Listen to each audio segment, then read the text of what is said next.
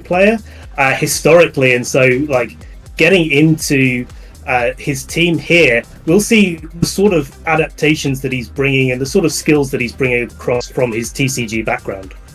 Yeah, we've got a couple of very, very strong VGC results. Very recently, in fact, the Lille Regional, he got top 16, and that was just last week. Utrecht, the special event, he made day 2 there. Top 16 of the World Cup VGC last year as well.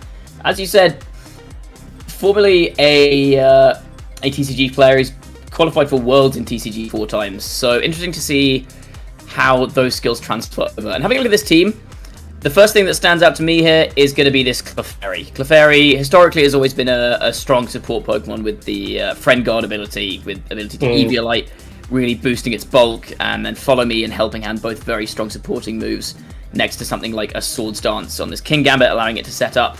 Anything else in this team that stands out to you, potentially?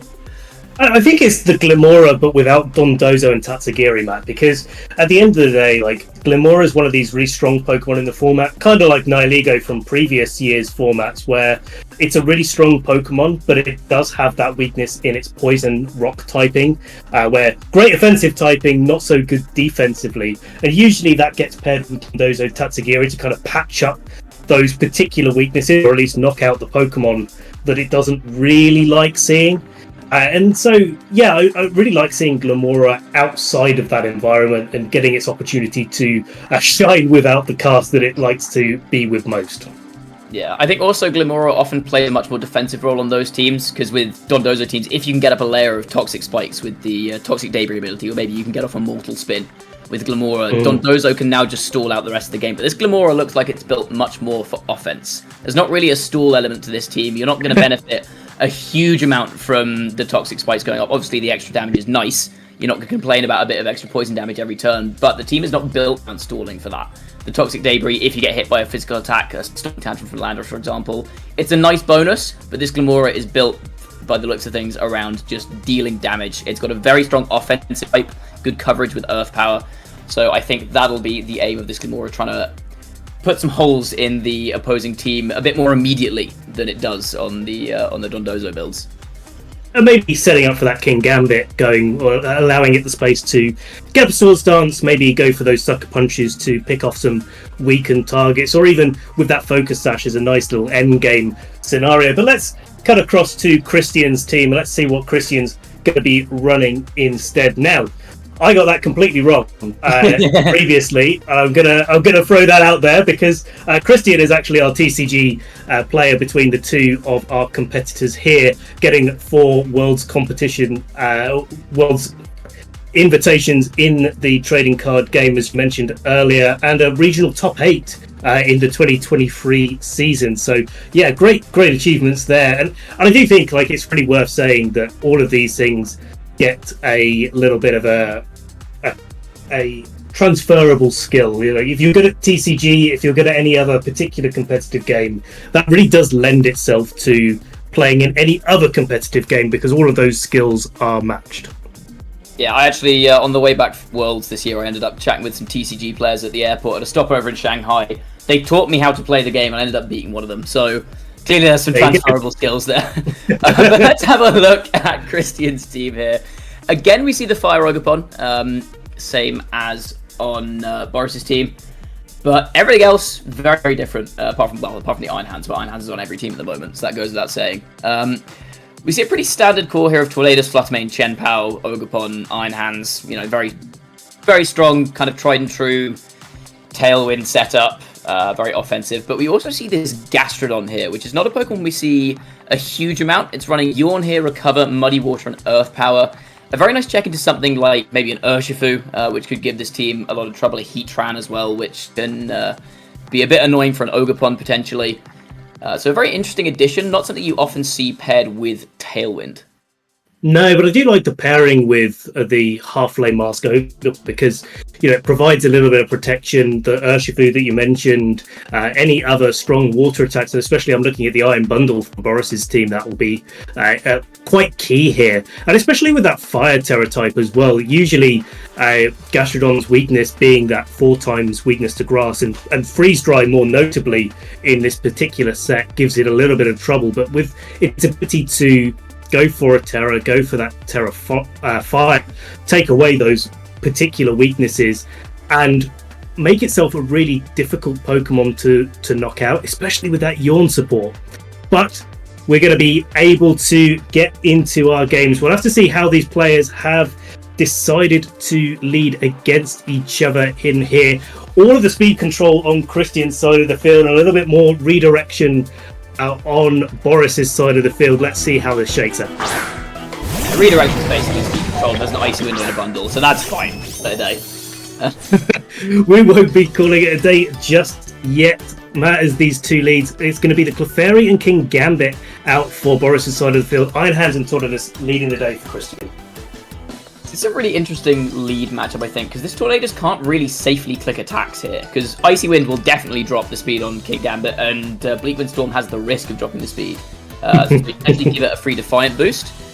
You can go for a setup here with maybe a Follow Me from the Clefairy, but there's also the threat of Fake Out and Taunt into the Clefairy here, which shuts it down from clicking that Follow Me.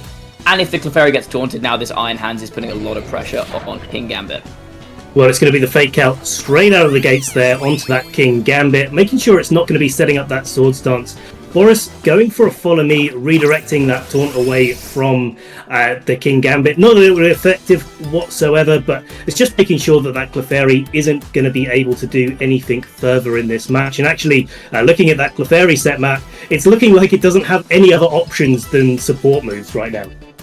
Yeah, a lot of the time Clefairy you'll see Dazzling Gleam, or maybe Icy Wind, something to provide speed control, break focus sashes, that kind of stuff, and just not make it complete taunt food. But this one is running for support moves, as you mentioned. So now it has to switch or it has to struggle. Those are the two options. And I'll be honest, I don't think a struggle from a Clefairy is going to be threatening a huge amount of damage into an Iron Hands on the opposing side of the field. Also, this King Gambit is under a lot of pressure from the Iron Hands as well. So it feels like it's forced defensive options here from Boris. It could be. It's certainly the defensive option from that Clefairy, as you mentioned, having to switch out there. And just a defensive play with that Protect, so making sure that it's not going to fall foul of something like a Drain Punch coming out from that Iron Hands. Christian, getting that Tailwind set up, making sure that Iron Hands on his side of the field is going to be going first, and getting a nice Drain Punch into Iron Hands on Boris's side of the field, not taking complete advantage of that Protect from Boris's King Gambit.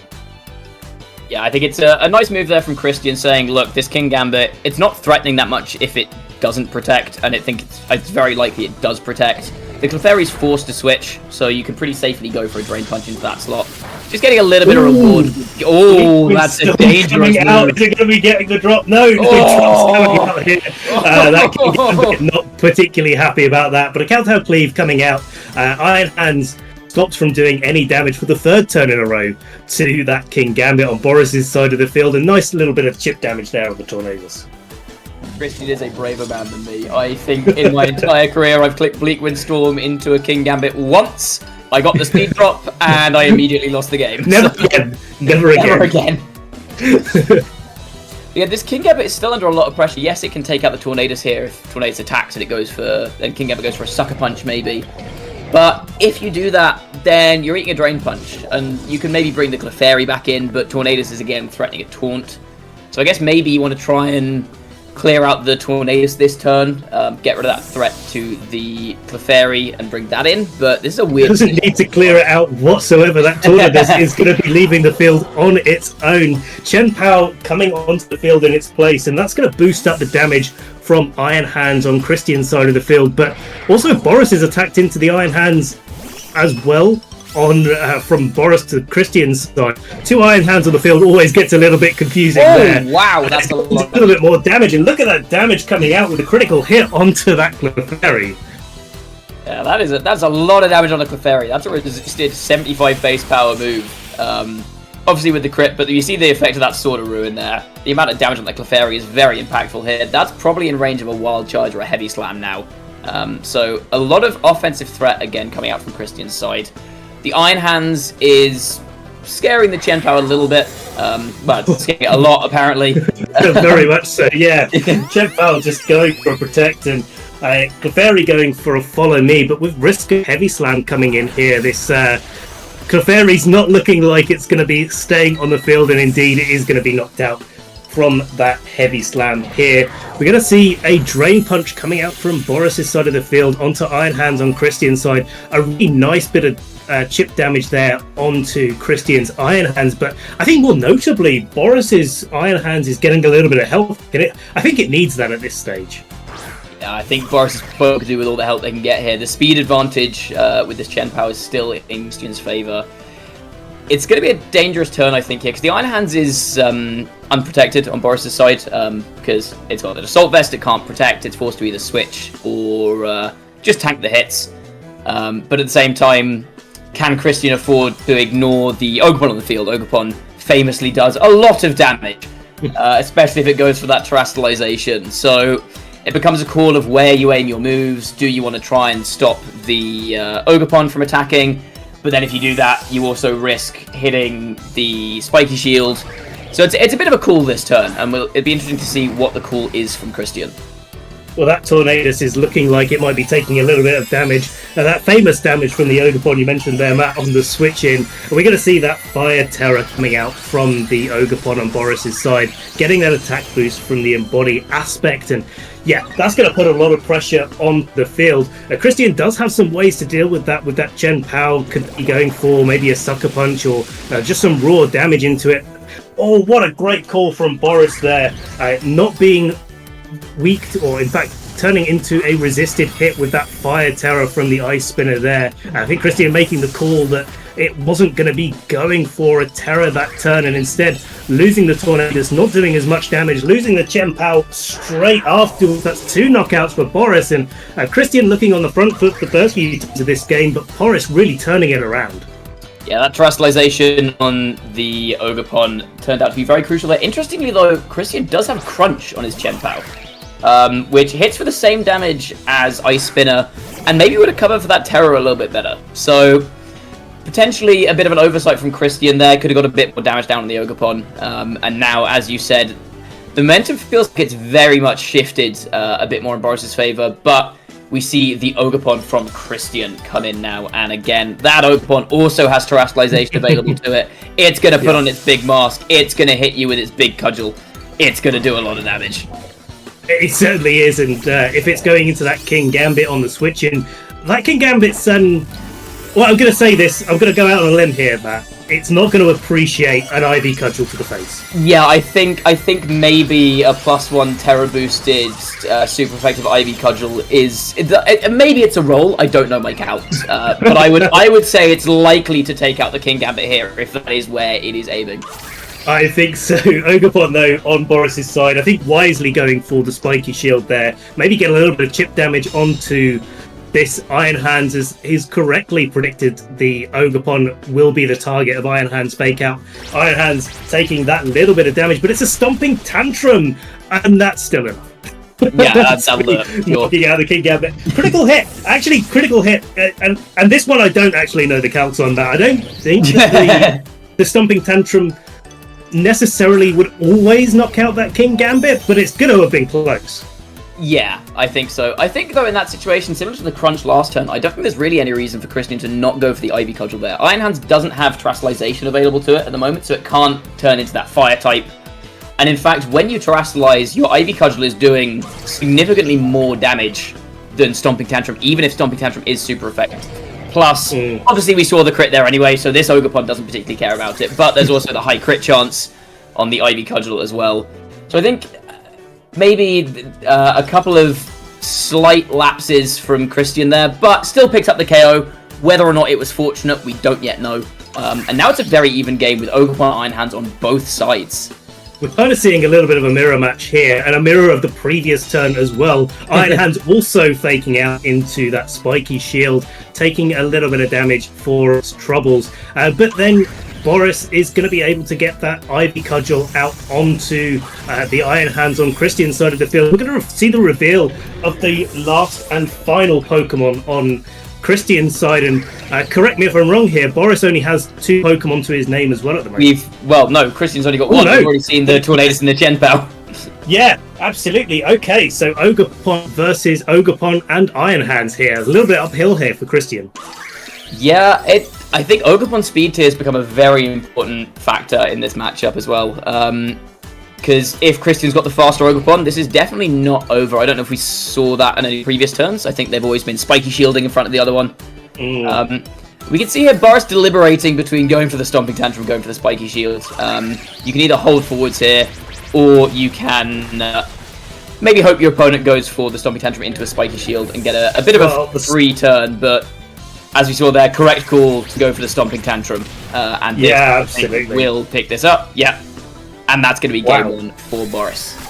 Okay, yeah, really nice endgame, actually. And we saw a really good bit of information for these two players where Christian found out, I think, that his Ogerpon was likely to be the faster of the two Ogerpons there on the field. And so in that endgame, if you find yourself in that position again, then that deliberation becomes even more difficult with the mind game between these two players. That was a very even game. I think it was interesting to see the momentum shift early on. So we'll see now if either of these players change up how the early game goes here. Because it felt like Christian had a bit of an advantage in the early game there and ended up getting pulled back by Boris.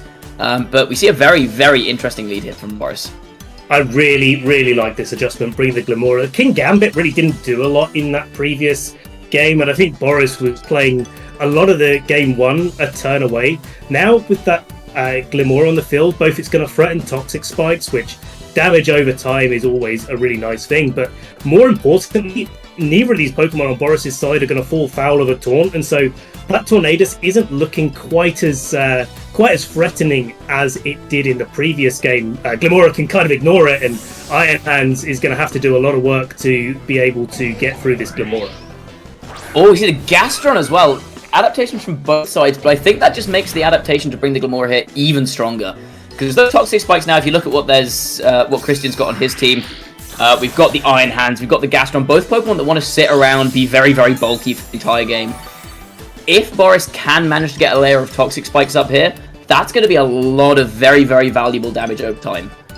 Definitely. I mean, the Gastrodon is going to have to get forced out for that to be really impactful, because it's going to have to fall foul of those Toxic Spikes. But a good turn one there for Boris, getting a little bit of damage on the field. But, it's now a case of whether or not that Iron Hands is going to get knocked out from, say, a Drain Punch and an Earth Power, which, to be honest, I'm not convinced that it's going to be. And I think that puts Christian in a position where, both of these trainers can trade a lot of damage against each other, and that Tornadus in the back might actually start, with its Tailwind, boosting up the speed of Christian's team, being really impactful. Yeah, agreed. I think the Tailwind in the back could be very, very strong here, but at the same time, maybe there's a King Gambit in the back end from Boris, maybe there's a Clefairy, ways to get around the Tailwind for a few turns, and we do see the Drain Punch into Glamora here, so that's going to be those Toxic Spikes if there's maybe an Ogerpon in the back end from Boris who can force this Gastrodon off the field. Those spikes are going to get very dangerous very quickly.